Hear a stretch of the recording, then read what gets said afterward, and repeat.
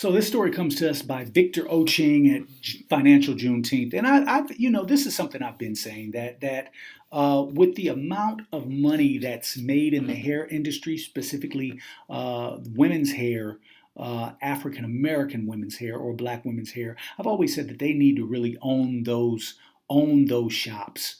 They need to take over that industry since they are pretty much the biggest spenders in that industry. And so here's a story. Black people are spending millions of dollars annually purchasing beauty products.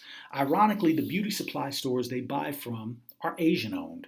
It's been that way for many years. Why would African Americans be spending so much money on Asian owned businesses when they can start their own and build them with the millions they spend every year?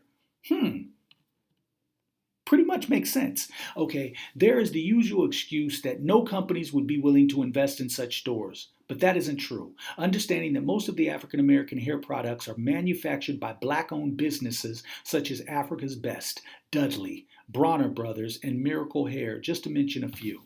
It's time African Americans invested in beauty supply stores. The first step is to stop patronizing Asian-owned stores and purchase from their own. Below are there's a few things you can do if you're interested in seeing Black-owned beauty supply stores spring up across the nation.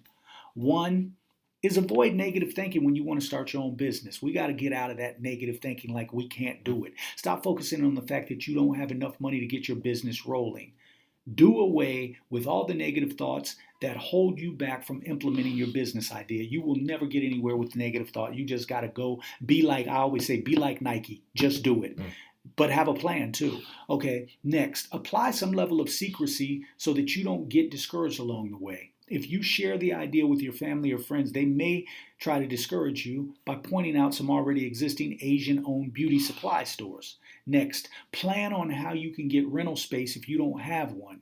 Consider how much money you'll need to get started. After that, you can start thinking of how to raise that money. You can do it by approaching some wealthy Blacks, such as big-time entrepreneurs, athletes, or entertainers. This will only work if you have a clear business plan and an alluring online outline of how they'll benefit. Next, get a strategic place for your beauty supply store. Location, location, location. I always say location is so important. It should be a place predominantly occupied by Blacks since that's your target market. True. Consider getting a name that's likely to attract investors and potential customers. Next, conduct a research on available companies that produce Black products and let them know you would like to include their products in your beauty supply store. Ensure you get to know how much it would cost to get their products wholesale.